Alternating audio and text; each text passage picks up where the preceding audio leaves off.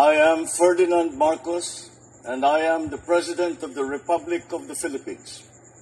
I stand today on behalf of 110 million Filipinos. Hello people and hello universe, it's me again. Shout out sa inyo mga beswa, sa mga Marcos loyalists and supporters. Nakikita nyo guys, nakikita ko. Talaga naman si Pangulong Marcos Jr. hindi mo na talaga maawat, no? Yan yung mga pangako niya guys na ngayon ay tinutupad niya. Priority niya talaga magsasaka. Ayan, no? Gusto nyo mga good news? Ayan, no? Mga besa. Alam niyo naman guys, sunod-sunod ang upload natin. Puro good news galing sa Marcos administration. Dito po yan sa, saan banda ito? Basahin natin, no? O yan, no? Sabi ng RTBN, no? Courtesy of RTBN, Presidential Assistant to Farmers, Fisher Folk and Families in Region 2, City of Iligan, Isabela, June 10, 2024. Oh, nakikita nyo yan, yung mga makinarya. For magsasaka yan, mga bes. Hindi na maawat ang Pangulo. Tuloy-tuloy na po yan. Sabi ko sa inyo, iikot siya yan sa buong, sa bawat region ng Pilipinas. Kaya abangan nyo ang Pangulo. Bumuhos ang blessing sa Isabela. Kanina, inauguration ng yung powered pump irrigation project dyan sa Isabela. Ang laki niyan mga bes, ang daan sunod-sunod ang blessing ng taga Isabela. Tapos galing pa rin doon sa guys yung sign agreement ba yun ng yung solar project. Naku, naloka ako, grabe. Hindi mo na talaga maawat ito si Pangulong Marcos Jr. sa puro tulong, no, sa ating mga kababayan, lalo na ngayon guys ay apektado ng El Nino. Nakikita nyo yung nakikita ko, fertilizer libre. Sabi ko sa inyo, talaga namang bumuhos ang tulong mga kababayan diyan sa Isabela. Matindi. Kaya sabi ko nga wow, kakaiba talaga ang Marcos pag mamumuno. So shout out guys sa mga taga Isabela, Iligan, Cabarruan, Agoy. Talaga naman region 2 yan region ito guys, region 2 ito. Ano kayang susunod na region ng kanyang pupuntahan? Kaya abangan natin. I-upload natin lagi yan, kahit malit. Ang importante ay na-spread natin yung mga magagandang nangyayari or magagandang programa ng Marcos Admin. Ay grabe, kadami yan mga kababayan. Tingnan nyo yun, puro binhi. Hindi kayo naloka. Sana po sa ating mga local na governments, kung ano po yung para sa magsasaka, dapat ibibigay nyo ng buo. Huwag yung kaltasan. Katulad guys yung napanood ko yung buntis. Talaga minsan yung mga ibang barangay, hindi ko sinabi lahat, kinakaltasan daw nila yung binibigay ng pamahalaan. Ang natanggap niya lang is 1.5. Biro mo yun. Grabe kayo, nako. Makukulong kayo sa pag ginagawa yun. Kasi yan guys, talagang nilalaan yan ng Pangulo para sa mga magsasaka. Para sa mga magsasaka talaga yan mga kababayan. Kaya sana po, no, sa mga local governments, parang awa nyo. Dapat ibigay ng buo. So yun guys, nakikita nyo? Yan, puro binhi. Sana po yan mapunta talaga sa mga magsasaka. Dahil po yan, yung mga binhi, mga fertilizer na yan, guys, yan po ay libre. Okay? Libre po yan para sa magsasaka. Yan po ang utos ng Pangulo. Lalo na sa mga cash assistance. Kaya nga ang ginagawa niya, dinediretso niyang binigay na hindi na dumadaan sa barangay. Di ba yung naka-envelope na sobre na maliit? 10K po ang laman nun. Mayroon kasing isang buntis guys na nagreklamo. Kinakaltasan daw ng barangay nila dyan banda sa Davao. 1.5 lang daw napunta sa kanya. Hindi naman po maganda yun. Mananagot po kayo. Si Secretary Gatchalian ang mag-uusisa. Nako. Wag nyo naman baratin or lukuhin ang mga magsasaka. Alam nyo naman si Pangulong Marcos Jr. kaya nga niya ginagawa yan para sa mga magsasaka. Hindi para sa mga barangays. Hindi po. Basta magsasaka is magsasaka. Tingnan nyo yan, no? Priority niya talaga ang mga magsasaka. Sana po lahat yan napupunta sa kanila. Walang labis, walang kulang, walang bawas, walang dagdag. Basta kung ano yung binigay ni Pangulong Marcos Jr. through sa mga ahensya ng gobyerno, yun po dapat ang mapupunta sa kanila, mga kababayan. Parang awa nyo sa mga magsasaka. Ngayon lang sila po nakatikim ng kunting ginhawa sa pamumuno ni Pangulong Marcos Jr. O, nakikita nyo yan, mga kababayan? Aba, saan kayo makakita nyan? Only the Marcos administration nangyayari yan. Alam nyo, sino makapagsabi sa akin dito na, sa mga nakaraang mga administrasyon, may ganyan ba silang naisip na idea? Wala. Wala po ako nakikitang ganyan. Iniisa-isa ni Pangulong Marcos Jr. ang region. Yan, region 2 yan. Region 2 yan. Ano kaya ang susunod na region na pupuntahan yan? Walang ganyan. Ang mga ibang administrasyon, busy sila sa kakabibinta ng ari-arian ng gobyerno. Ganyan sila eh. Alam nyo, si Pangulong Marcos Jr., mayaman na yan. Yung sasabihin niya, yung sabi niyo mga ibang netizen na nagko-comment, kurakot ay sos, kurakotin nyo yung pagmumukha nyo. Gawain nyo yan. Si Pangulong Marcos Jr., milyonaryo yan. Ipinanganak yan na mayaman. Kayo naman, hindi niya na kailangan ng pera. Ayan nga, tingnan nyo, may pusong mamunyan, may pusong makamahirap talaga. Saan kayo makakita niyan? Tapos sabihin nyo, resign. Kakapal ng apogs nyo, resign yung pagmumukha nyo dyan. Meron nyo yun? Ganyan ba? Tapos ipapalit nyo, walang alam. Ultimo, walang achievement doon sa sangay ng edukasyon, walang ang achievement eh. Tapos nakatanggap pa ng award, di kayo naloka. Talo pa yung guys, tinalo pang DSWD, DILG. Siya, na walang ginawa, nakatanggap ng award, di kayo naloka. My goodness. Yan, shout out sa mga taga Isabela. Ang galing guys, di ba? Tingnan nyo naman yan. Di ba?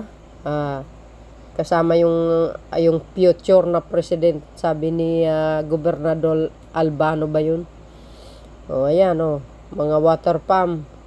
Ay, hindi pala guys. Makina pala yan. Galing, no? Tuwang-tuwa yung mga magsasaka, mga kababayan. Diba? Pangkuliglig yata yan eh. Napakaganda naman yan. Galing. Wow. Super ganda. Alam mo nyo, nakaka-amaze itong pamumuno ni Pangulong Marcos Jr. Alam mo, bulag lang yung hindi maka-appreciate sa mga magagandang programa na ginagawa ni Pangulong Marcos Jr. Sa totoo lang. Tingnan nyo guys, medyo mahaba itong video natin, pero kailangan natin ipakita itong mga makinarya na ito, no? Yung mga binhi, tingnan nyo yung mga hose doon, no? Di ba yan sa mga irrigation yan? Magwa-water pump ba yan? Tama ba ako? Yun, tingnan nyo yan. Di kayo naloka. See? Ay, daming magsasaka ang makikinabang. No? Dire-diretso na po sa kanila yan, mga kababayan, no? See? Naku, may cheeky pa pala talaga, Yan nga sinasabi natin. Land bank pa more. Talaga naman, 5 million pesos, mga beso, Ay, ewan ko na lang, mga kababayan. Kung hindi kayo, ewan ko. Kung hindi nyo appreciate ito, ibang klaseng tao kayo. Pero biro nyo yan, mga chike yan guys, hindi lang yan, basta-bastang chike. Milyones po yan. Ayun si Pangulong Marcos Jr., mausisa talaga yan. Talagang binabasa niya talaga ng gusto. Yung magbibigay pa nga na siya ng certificate sa mga land title, binabasa niya talaga, mga kababayan, See?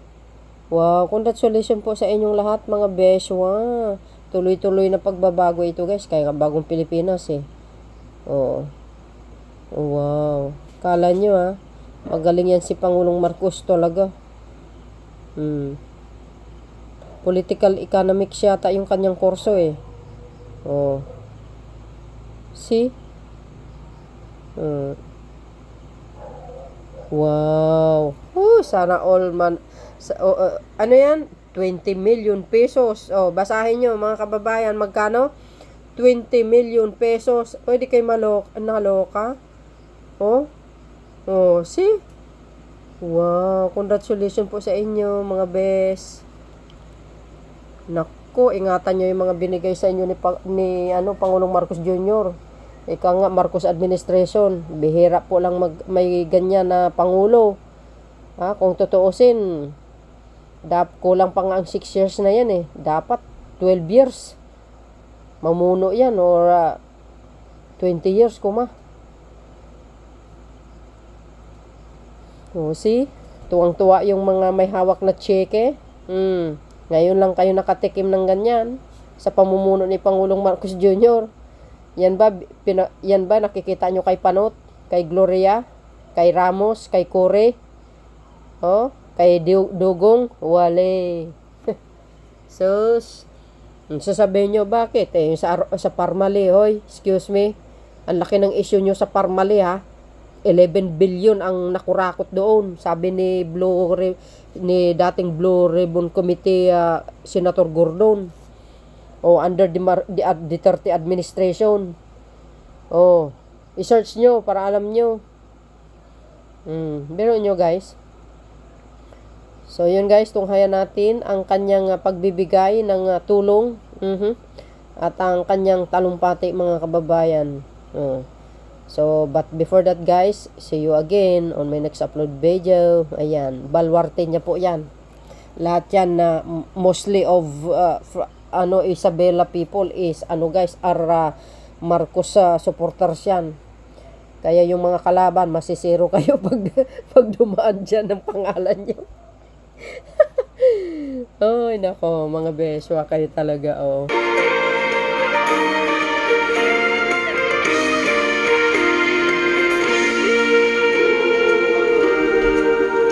Panahon na pagbabago, dahil sa ito ay kinakailangan tayo na magtulong-tulong, kapagun na rin ang mahal nating bayan.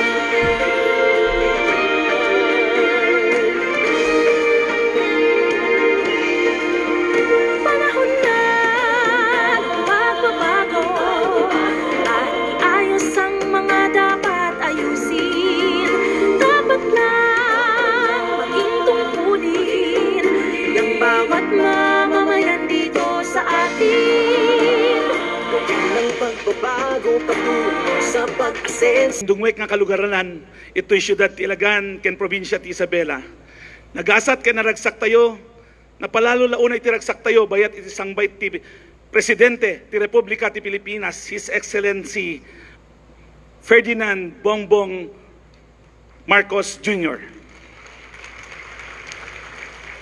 But before the furtherance, may I also acknowledge the presence of the Speaker of the House, Honorable Ferdinand Martin Romualdez, Secretary Rex Gatchalian, Yusek Moninam Romualdez, Yusek Roger Navarro, and of course, ang idolo ng mga kabataan, Congressman Sandro Marcos.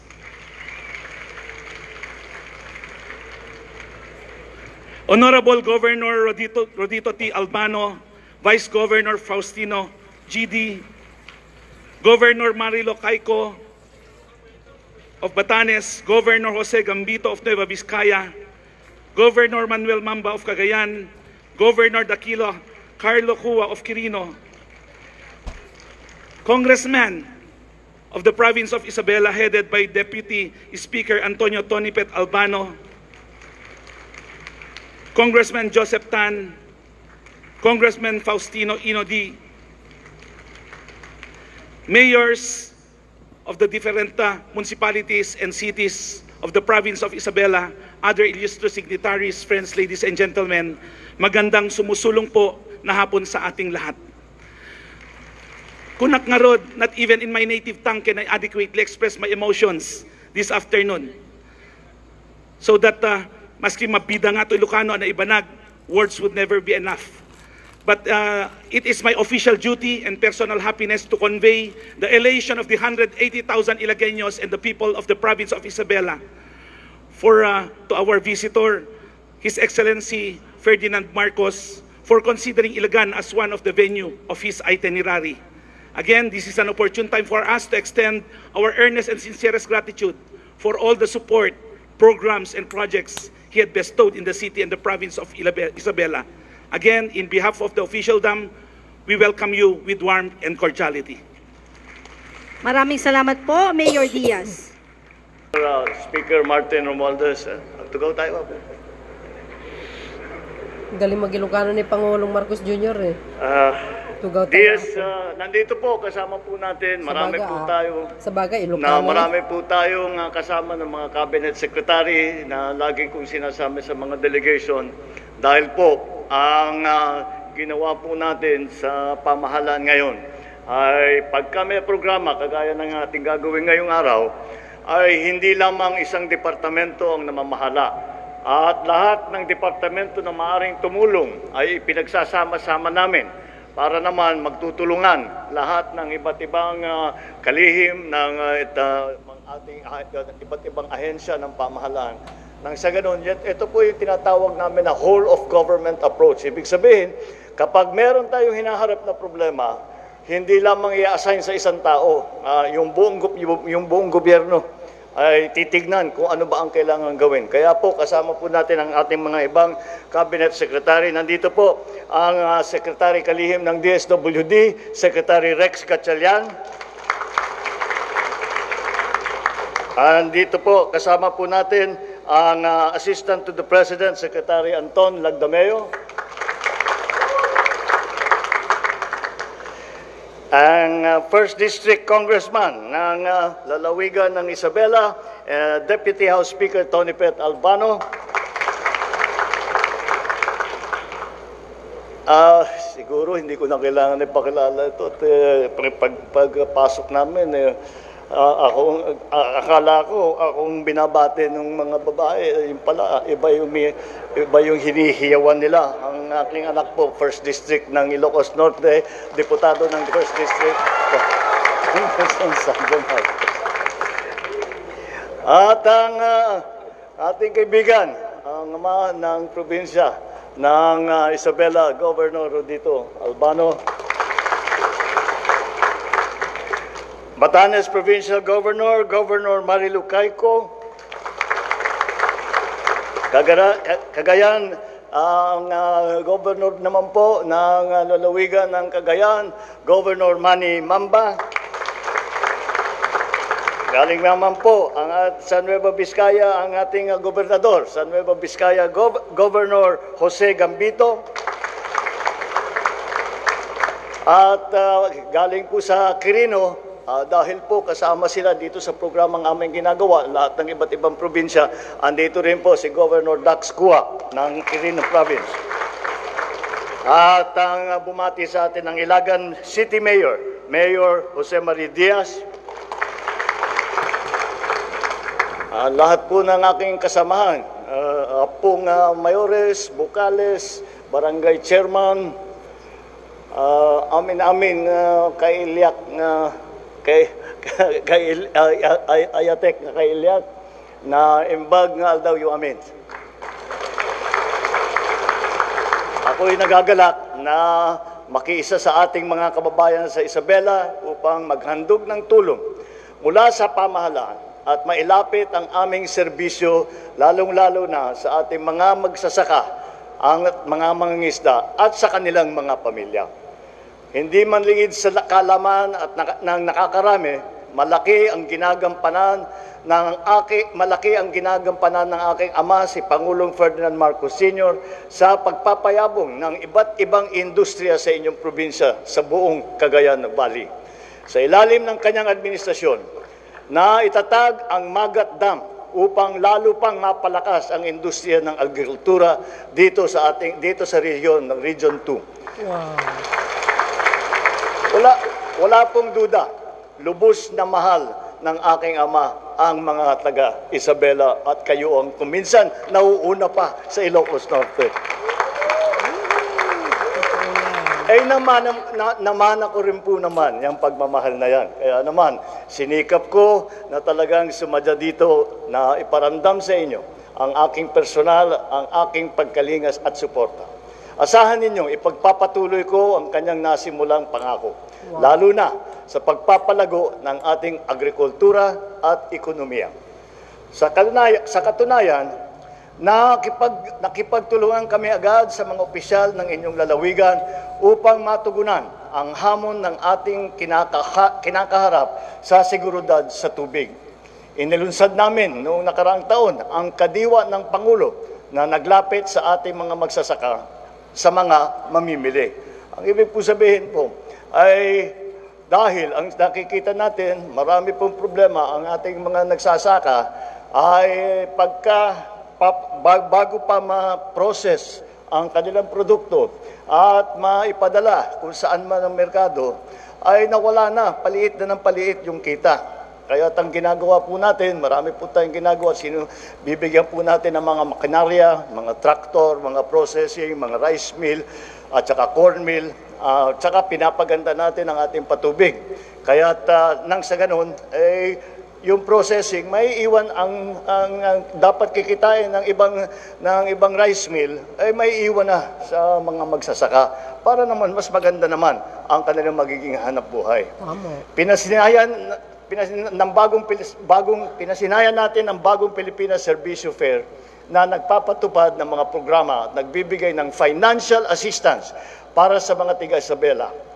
Makakaasa ang ating mga magsasaka na patuloy pa rin na makikinabang sila sa Rice Competitive Enhancement Fund sa kabila ng planong pagbaba sa taripa sa bigas. Ito ang mga naging hakbang ng pamahalaan upang mapalawig ang inyong kakayahan at kabuhayan, mapalakas ang ating ekonomiya at maisulong ang mas masaganang buhay para sa bawat mamamayan ng Isabela. At kasama rin doon ay makakatiyak tayo na meron sapat na food supply ang ating mga kababayan. Bagamat patuloy ang ating pagsisikap patungo sa bagong Pilipinas, batid ko na pagsubok na hinaharap ng Isabela. Noong nakaraang buwan ng Abril, naideklara ng 37 bayan sa inyong probinsya na isinailalim sa state of calamity dahil sa tagtuyot na dala ng El Nino. Halos 48,000 na pamilya ay naapektuhan sa buong Cagayan Valley. Mahigit 2 bilyong piso na ang nalugi sa sektor ng agrikultura, samantalang tinatayang 43,000 magsasaka at mangingisda ang naapektuhan dito. Laking pasasalamat ko sa DA, Department of Agriculture, at Department of National Defense, Philippine Air Force, dahil ginagabayan nila kayo simula po ng Pebrero, kahit hindi na maideklara ang state of calamity sa inyong mga bayan, sa pamamagitan ng cloud seeding operation na naitupad sa Southern Cagayan at sa Northern Isabela. Sa araw naman na ito, maghahandog kami ng karagdagang tulong sa ating mga magsasaka, mangingisda, at sa kanilang mga pamilya na kasama natin dito ngayon. Nilalayo naming maibsan ang hirap ng inyong nararanasan dahil sa El Nino, nang sa gayon ay makabangon at muli makabalik ang kasaganahan ng inyong kabuhayan. Kung susumahin, aabot sa mahigit 176 na milyong piso ang hinanda ng DSWD bilang standby fund at stockpile para sa Region 2. Sa ilalim naman ng DSWD, ayuda sa Kapos na Kita programa, magkakaloob kami ng financial assistance na 10,000 piso sa 5,000 benepisyaryo dito sa Isabela.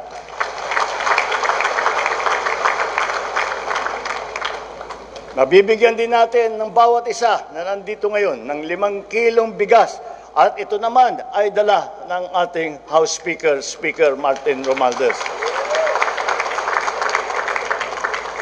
Sa gabay naman ng Philippine Center for Post-Harvest Development at Mechanization o yung PhilMec, mabibigyan ang mga magsasaka sa Cagayan Valley ng kagamitan na pansakahan at iba pang makinarya tulad ng mga traktor, mga disc plow, levee makers, transplanter, reaper, harvester, thresher, dryer, rice mill, upang lalo pang mapadali, mapagaan at mapabilis ang inyong trabaho. Hindi dito nagtatapos ang aming tulong dahil mag-aabot pa ng karagdagang assistance ang regional line agencies sa mga mamamayan ng Cagayan Valley. Kasama sa nasabing ahensya ng DA, nandyan din ang Bureau of Fisheries and Aquatic Resources, ang BIFAR, Department of Labor and Employment, Technical Education and Skills Authority, yung DOLE po at saka yung TESDA. Bilang pauna, naghanda ang DA ng 315 unit ng pump and engine set para sa ating mga magsasaka. Samantalang nakalikom naman ang BIFAR ang halos 20 set na non-motorized na bangka at 18 unit ng fishing gear para sa ating mga mangingisda. Nakikiisa din ang DOLE na mamahagi ng halos 6 na milyong pisong halaga na tulong para sa mahigit 300 benepisyaryo ng tulong panghanap buhay sa ating Disadvantaged Displaced Workers Program o yung TUPAD. Magpapamigay din ng 25 toolkit ang TESDA para sa mga napiling benepisyaryo sa ilalim ng RCEF.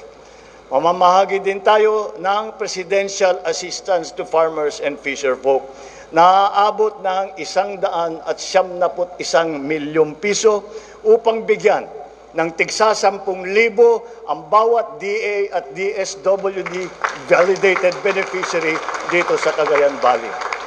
Ito po ay bukod pa sa yung binibigay natin na assistance na IX, na TUPAD, ito pa yung dala po ng speaker ng bigas.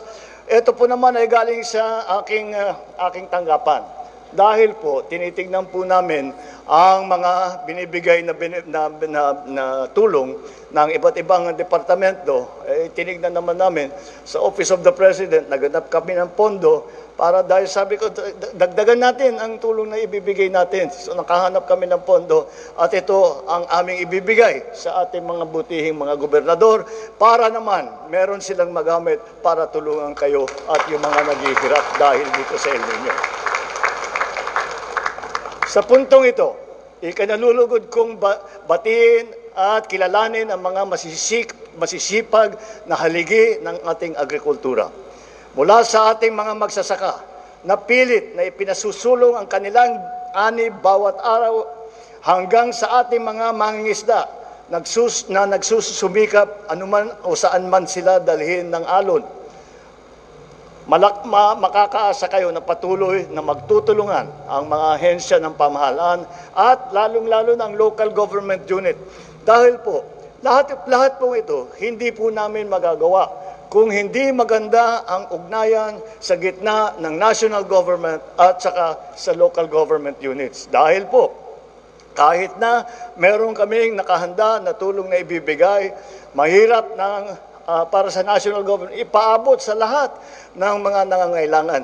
Diyan po, at yung local government units din, ang ating mga gobernador, pati yung mga congressman, ay sila naman ay sila ang nagsasabi sa atin, dito maraming tinamaan, dito ang kailangan ganito. Kaya sa pagtulungan na yan, nabubuo natin ang ganitong klaseng programa. Patuloy ang aming paghatid na nag-uumapaw na suporta, na tulong para madoble ang inyong ani at bumaba ang presyo ng mga bilihin.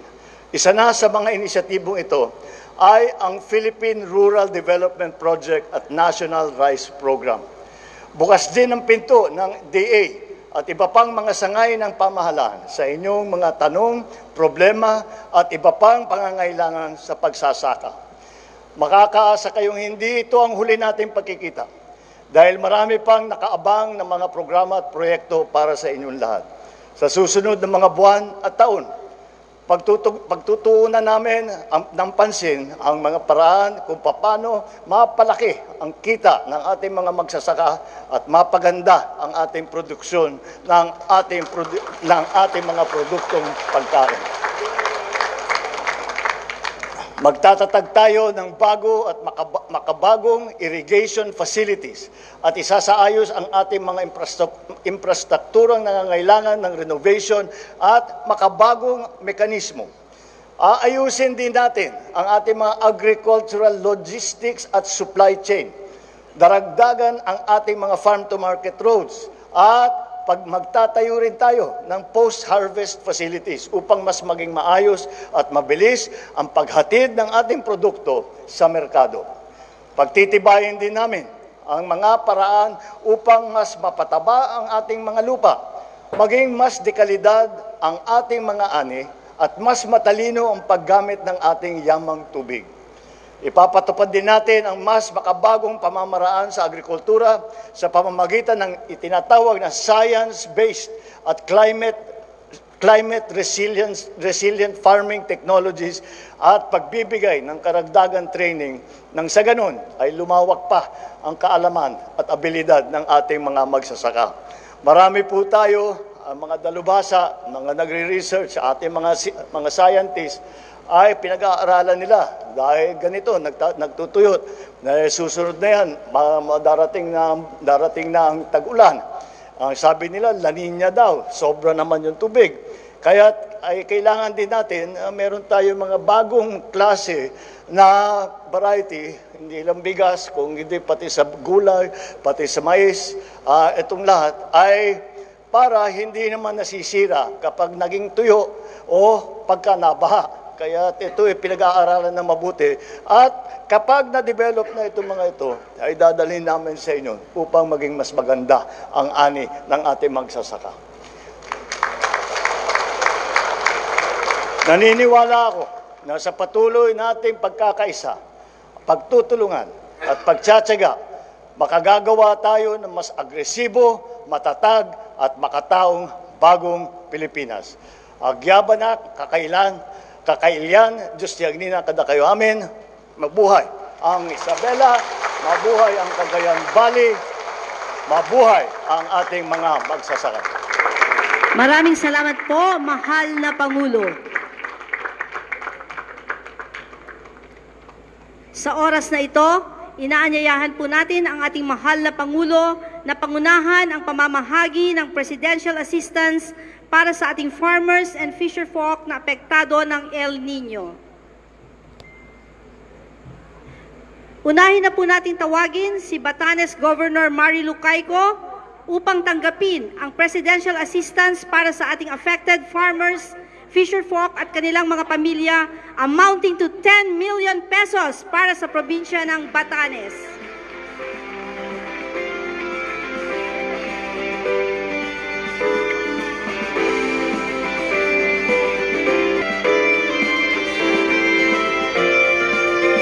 Maraming salamat po, mahal na Pangulo, at congratulations po sa Provincial Government of Batanes. Harold Caliba mula sa Minuri Jones.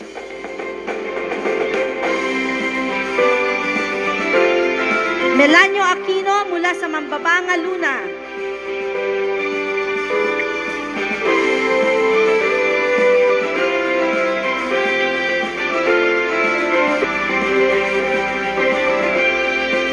Ngayon naman po, ating tawagin si Governor Rodolfo Albano III upang tanggapin ang Presidential Assistance para sa ating affected farmers, fisherfolk at kanilang mga pamilya amounting to 50 million pesos para sa probinsya ng Isabela. Wow.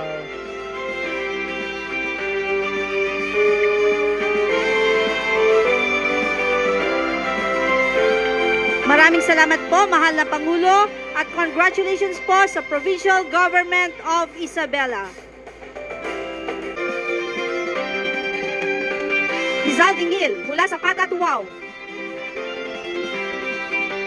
Dimaceto Mendoza mula sa Villalayda, Tuwao. Patricio Dapamitan mula sa San Luis, Tuwao. Agustina Madela mula sa Batong Tuaw. Consiano Kafugawan mula sa Munggo, Tuaw. Ricardo Gutierrez mula sa Nangalisan, Solana. At Bonifacio Carag mula sa Lemu Norte, Enrile.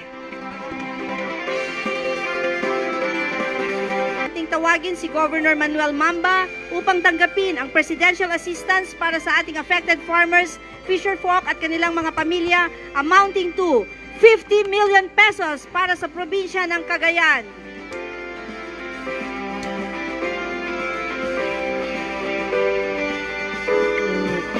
Maraming salamat po, mahal na Pangulo, at congratulations po. Yan si Mr. Mamba, anti-Marcos yan guys Pero wag kayo nakatanggap ng 50 million. Di ba? Tawagin ang piling farmers at fisherfolk na tatanggap ng presidential assistance sa probinsya ng Nueva Vizcaya na sina Tony Beth Wangdale mula sa Villaverde, Nueva Vizcaya. Norma Aliguyon mula sa Villaverde, Nueva Vizcaya.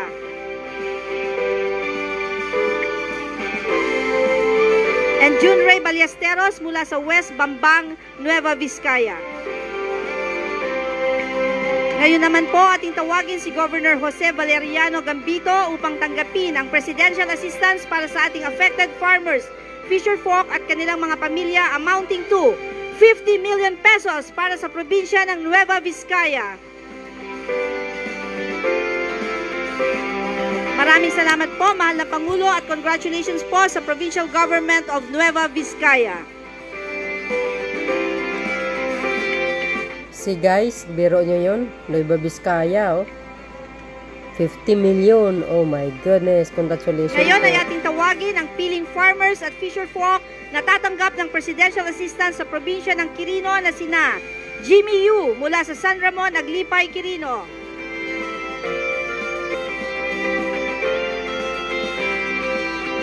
Belly James Baltasar mula sa San Ramon, Aglipay, Quirino.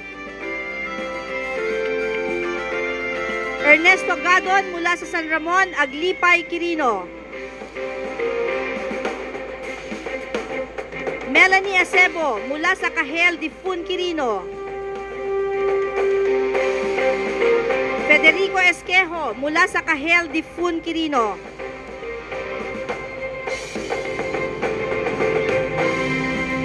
Rosita Gaudia mula sa Cahel, Difun, Quirino. And Reggie Laico mula sa Villamor, Cabarugis.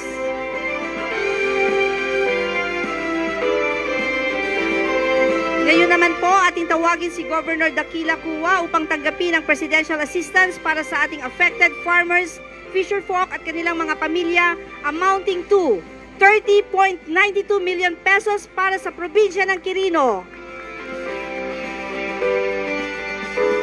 Congratulations po sa Provincial Government of Quirino at muli, maraming salamat po sa ating mahal na Pangulo para sa inyong tulong sa ating farmers, fisherfolk at kanilang mga pamilya.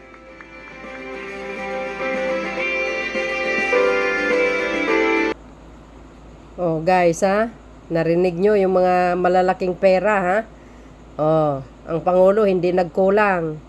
Bawat region, Cagayan, Nueva Vizcaya, Iligan. Saan kayo makakita niyan?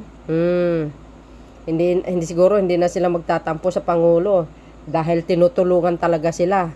Dahil apektado yung itong sakunang El Nino, mga kababayan So yun guys, maraming salamat sa inyong watching. See you again on my next upload video. Abangan natin ang susunod na mga paglalakbay ng ating mahal na Pangulo sa bawat region ng buong Pilipinas. Thank you for watching. See you again. Bye. And babush. God bless Philippines.